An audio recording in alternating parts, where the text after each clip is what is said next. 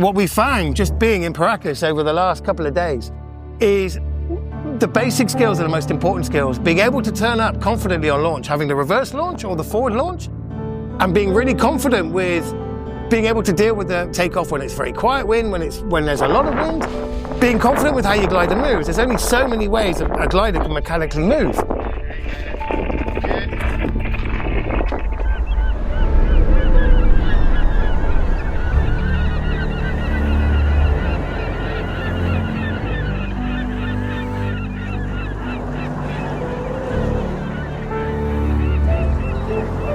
And the way to kind of master that, and like we've been talking about for a long time, the way we learned, the way we became good with our gliders was to spend a lot of time on the ground. Paracas is your playground.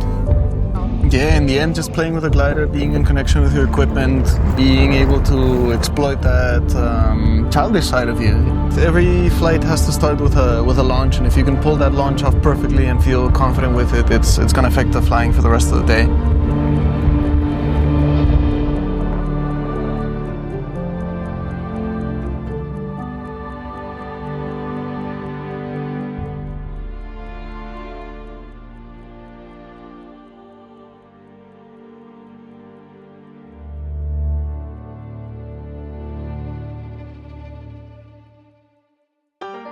Our trip to Peru starts in Lima. Located along the Pacific coast, Lima is a city that's vibrant, chaotic, and full of life. It's a place where you can immerse yourself in local markets, taste some of the world's best food, and feel the pulse of a modern metropolis with deep historical roots. It's about the culture as well. I mean, the market we went to, that was lovely. Some fruits I've never heard of. This is super high in vitamin C. We can't forget we're on vacation. There's more to it than the flying out there. And it's a complete experience where we want to share with pilots, starting from the language, to the food, to the culture. And if you're craving for airtime, you can go paragliding above the cliffs of Miraflores, soaring beside the city skyline with the ocean at your side.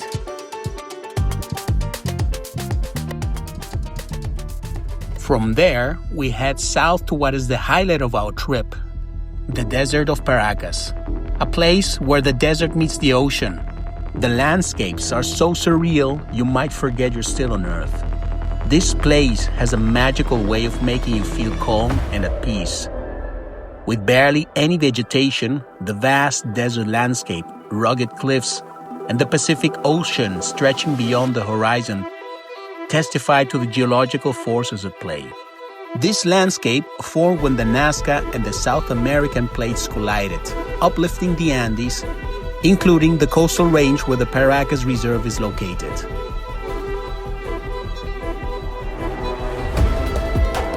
The area has been reshaped by relentless wind and waves, sculpted into dramatic cliffs, sweeping dunes, and striking sea stacks. The flying here is relatively easy.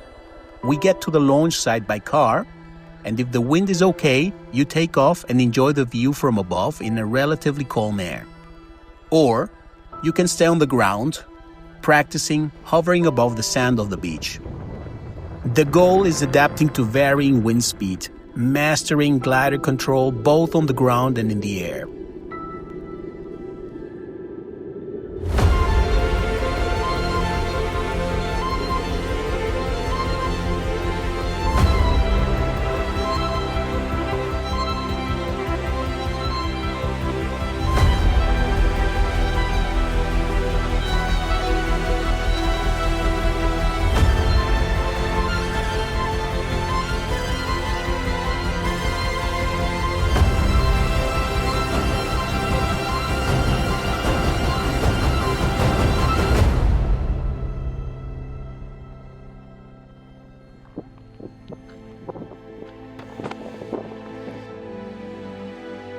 So, what do we do when the wind gets too strong for flying? Well, that depends on your mood.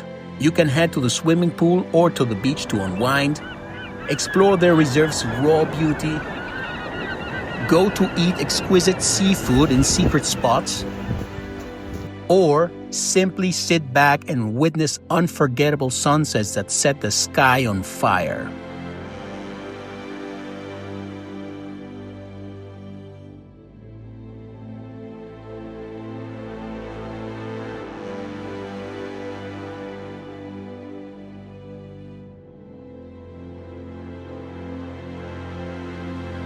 Or, if your spirit is craving motion, grab a kite and ride the wind in one of the top-rated kite surfing spots in the world, right next to a flamingo sanctuary. There, you can dance with the untamed wind, tracing poetry across the ocean's turquoise canvas.